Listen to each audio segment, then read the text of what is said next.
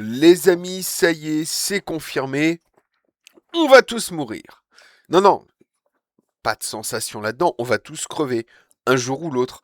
Mais 2026 semble vouloir nous dire, ça pourrait bien être un petit peu plus tôt que prévu.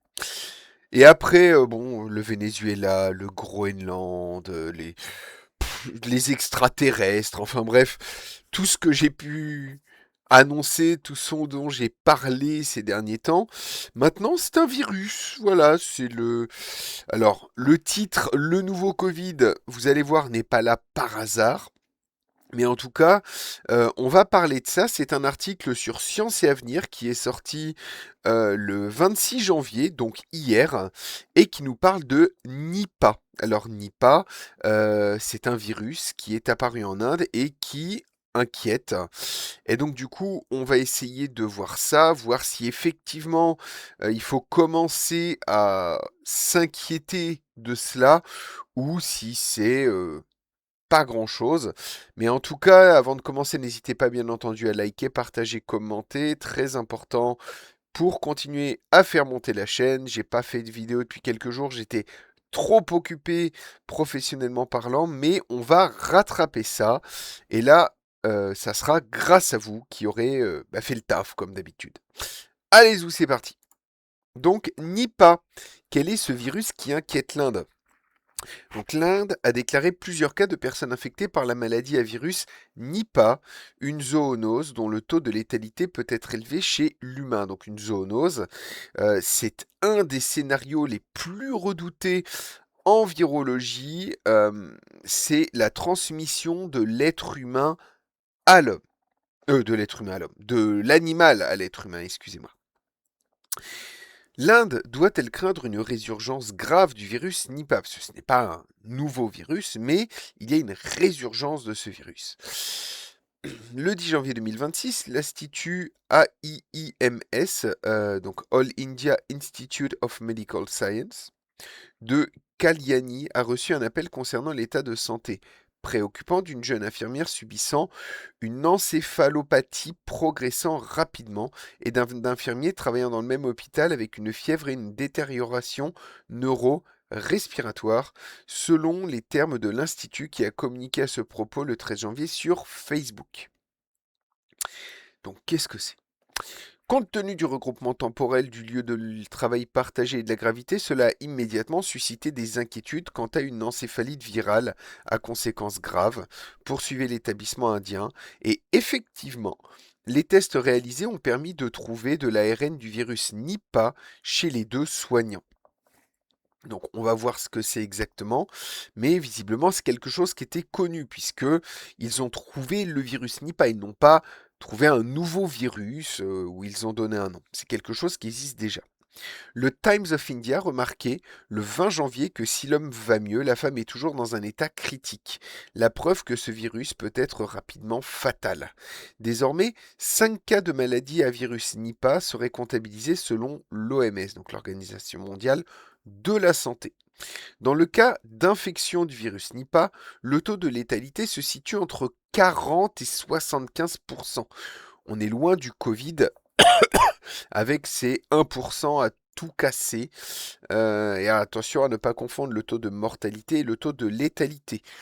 Le taux de létalité, c'est quand vous avez le virus, vous avez tant de pourcentage de chances de mourir, ce qui est du coup plus élevé que le taux de mortalité qui, lui, le nombre de morts par rapport à la population générale. Il ne faut pas confondre les deux, c'est important, tout simplement parce que, on va le voir plus tard, mais le taux de létalité important veut dire un taux de contagion moins important étant donné que les porteurs sont plus rapidement identifiés, isolés ou morts, ce qui évite la transmission du virus. Donc on nous montre un peu des articles. Comment se transmet le virus Nipah? Le virus Nipah est un virus à ARN du genre Enipavirus. Il est ce que l'on appelle un virus zoonotique. Il se transmet de l'animal à l'humain. Il a pour réservoir naturel les chauves-souris. C'est pour ça que j'ai appelé cette vidéo, enfin en tout cas dans les miniatures, un nouveau Covid parce que le Covid, on nous l'avait dit au début que ça venait de la chauve-souris. Il se trouve plus tard que on nous a dit que c'était le pangolin et il se trouve encore plus tard que théorie complotiste, en fait finalement c'était sorti d'un labo. Mais bon, les complotistes sont des vilains méchants qui se trompent tout le temps et qui racontent n'importe quoi, sauf que de temps en temps, ils ont raison. Ce qui ne veut pas dire qu'ils ont toujours raison. Non, la Terre n'est pas plate. Ah, le virus est présent dans l'urine des chauves-souris et éventuellement dans les fesses. Les fesses? Mais pas fesses, F2SES. Je sais pas ce que c'est. La salive et les liquides libérés lors de la mise à bas des chauves-souris, explique l'OMS. C'est quoi les fesses? Alors, désolé, hein, mais j'ai envie de savoir du coup. On va regarder ça tout de suite hein, sur Google, parce que Google est ton ami. Fesses, définition. Excréments solides des humains. D'accord. Alors, je connaissais les selles, mais je ne connaissais pas les fesses. Ok. Bah écoutez, j'aurais appris quelque chose aujourd'hui, c'est pas mal. Hein. Le but, c'est toujours se coucher moins con que la veille. Donc du coup, dans les selles, on va dire, plutôt que les fesses, pour que ça soit mieux compris, la salive et les liquides libérés lors de la mise à bas des chauves-souris explique l'OMS. Mais ce ne sont pas forcément des chauves-souris qui déclenchent la transmission directement à un humain. Il peut y avoir un hôte intermédiaire en effet. Les porcs sont aussi très sensibles à ce virus, chez qui il est extrêmement contagieux. Donc du coup, la chauve-souris le transmet au porc le transmet à l'humain parce que l'humain consomme le porc. Alors dans certains pays, ils consomment même directement les chauves-souris. En effet, d'ailleurs, la maladie à virus n'a pas été identifiée pour la première fois en 1998 en Malaisie, chez les porcs domestiques, infectant ensuite des éleveurs. D'accord, ah ouais, non, c'est pas par la consommation, c'est l'infection directe des éleveurs. Elle tire son nom de ce premier village où elle a été repérée. À noter également que les chevaux, les chèvres, les moutons, les chats et les chiens peuvent aussi y être sensibles. Comme illustré avec le cas de 2 soignants indiens, cette maladie se transmet aussi d'humain à humain et le risque dans les établissements de santé peut se révéler considérable. Ainsi, de 2001 à 2008, environ la moitié des cas notifiés au Bangladesh étaient imputables à la transmission interhumaine du virus lors des soins dispensés aux patients infectés, relate l'OMS. La transmission interhumaine se fait via contact avec les sécrétions des personnes malades. Ok, donc du coup, on a le vecteur de transmission. Maintenant, on va voir quels sont les symptômes de la maladie du virus. Et ensuite seulement, on analysera plus en profondeur le sujet, mais il faut d'abord savoir de quoi on parle. Chez l'humain, l'infection peut être asymptomatique, ce qui pour le coup est très gênant. Parce que si c'est asymptomatique, ça veut dire que des porteurs peuvent transmettre le virus. Mais le tableau clinique peut aussi être bien plus sombre avec dans un premier temps de la fièvre, des céphalées, des douleurs musculaires, des vomissements et des maux de gorge, liste l'OMS. Ensuite, le patient peut subir des vertiges, de la somnolence, une altération de l'état de conscience et une encéphalite aiguë. Certaines personnes peuvent aussi subir de graves problèmes respiratoires. Ça nous rappelle un peu le coco quand même. Dans les cas graves, on observe une encéphalite et des convulsions qui évoluent vers le coma en 24 à 48 heures, précise l'OMS. C'est très rapide. Hein. Les personnes survivantes guérissent généralement complètement, mais 20% des patients gardent néanmoins des séquelles neurologiques. Comme indiqué précédemment, le taux de létalité pour cette infection se situe entre 40 et 75%, ce qui est considérable. Donc, on a un virus qui se transmet d'humain à humain, d'animaux à humains, d'animaux à animaux, bref, des vecteurs importants. Et avec la mondialisation, ça permet d'augmenter les possibilités de transmission du virus, étant donné qu'on fait venir des animaux de l'étranger.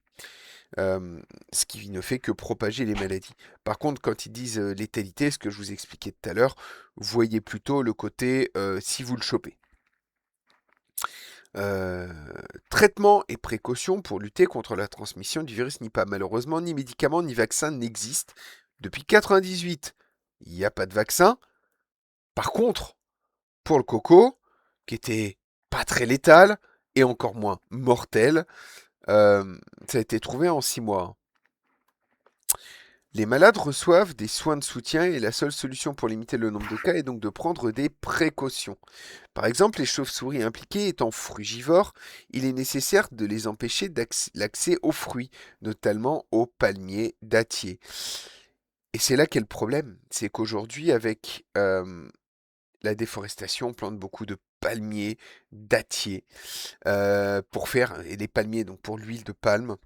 Et donc du coup, on rapproche mécaniquement les animaux en déforestant et en mettant à la place des palmes, enfin des palmiers. On rapproche nécessairement ces animaux de nous et du coup, ils nous transmettent la maladie. C'est un gros problème, notamment dans les pays où tout cela est cultivé. Et ensuite, bah, avec la mondialisation et les échanges intercontinentaux, eh bien, on importe chez nous des virus qui peut-être seraient restés dans la forêt si on n'avait pas déforesté et planté des choses qui attirent ces animaux.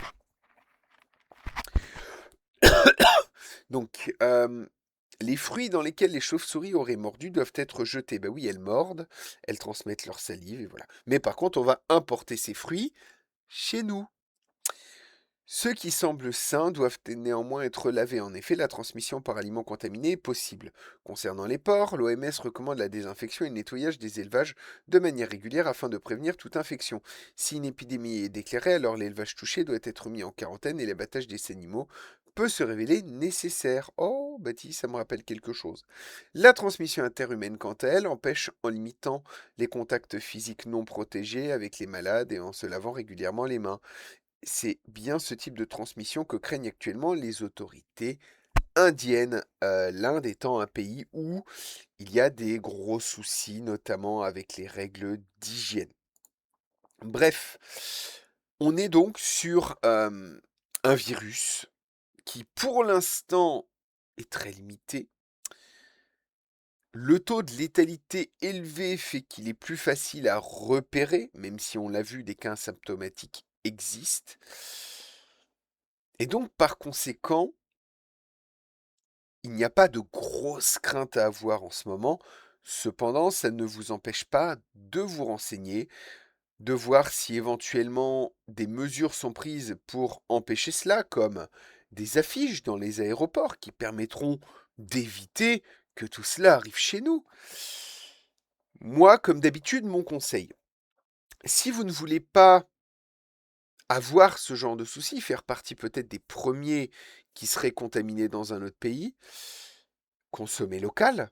Parce que chez nous, on n'a pas de chauves-souris qui transmettent cela, c'est plutôt des chauves-souris frugivores que l'on trouve dans ces pays. Et consommer également de la viande locale, qui ne sera donc pas contaminée par cela. Et si jamais la maladie devait arriver quand même chez nous, eh bien, protégez-vous, faites attention. Faites quand même également attention à la peur qui peut être instaurée par le gouvernement au sein de la population. Parce que malheureusement, quand ce genre de choses arrivent, ça ne veut pas dire qu'elles n'existent pas, mais il se peut que certains en profitent pour instiguer la peur dans votre petit cœur tout tendre et en profiter derrière pour faire passer des choses comme on a pu voir lors de la pandémie du Coco-19. Je ne sais pas ce que vous en pensez, en tout cas vous laissez-moi un avis dans les commentaires. Est-ce que c'est le genre de choses qui vous inquiète ou pas du tout? Bien entendu, comme je vous ai demandé, likez, partagez, commentez, boostez si c'est disponible.